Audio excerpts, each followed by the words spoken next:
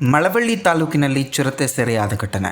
ಮಳವಳ್ಳಿ ತಾಲೂಕಿನ ನಿಟ್ಟೂರು ಗ್ರಾಮದಲ್ಲಿ ಅರಣ್ಯ ಇಲಾಖೆಯವರು ಇಟ್ಟಿದ್ದಂತಹ ಬೋನಿಗೆ ಸುಮಾರು 3.5 ವರ್ಷದ ಹೆಣ್ಣು ಚಿರತೆ ಸಿಕ್ಕಿಬಿದ್ದಿದೆ. ಗ್ರಾಮದ ಚೌಡೇಗೌಡ ಎಂಬುವವರ ಜಮೀನಿನಲ್ಲಿ ಅರಣ್ಯ ಇಲಾಖೆಯವರು ಕೆಲವು ದಿನಗಳ ಹಿಂದೆ ಬೋನು ಇಟ್ಟಿದ್ದರು. ಕಳೆದ ಕೆಲವು ದಿನಗಳ ಹಿಂದೆ ನಿಟ್ಟೂರು, ಎನ್ ಕೋಡಿಹಳ್ಳಿ, ಎನ್ ಹೊಸದೊಡ್ಡಿ, ಹಂಡನಹಳ್ಳಿ ಸೇರಿದಂತೆ ಸುತ್ತಮುತ್ತಲಿನ ಗ್ರಾಮಗಳಲ್ಲಿ ಚಿರತೆ ಹಾವಳಿ ಹೆಚ್ಚಾಗಿತ್ತು.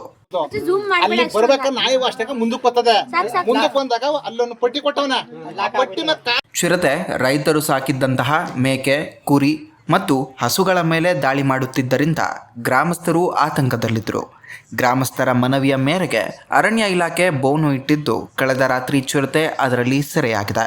ಈ ಘಟನೆ ನಂತರ ಗ್ರಾಮಸ್ಥರು ಭಯದಿಂದ ಸ್ವಲ್ಪ ನಿಟ್ಟುಸಿರು ಬಿಡುವಂತಾಗಿದೆ.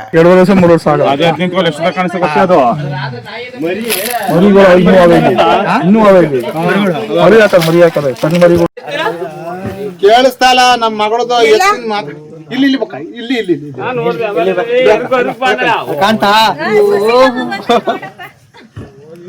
ದಪ್ಪಗದಿಲ್ಲ ಸಣ್ಣ ಏನ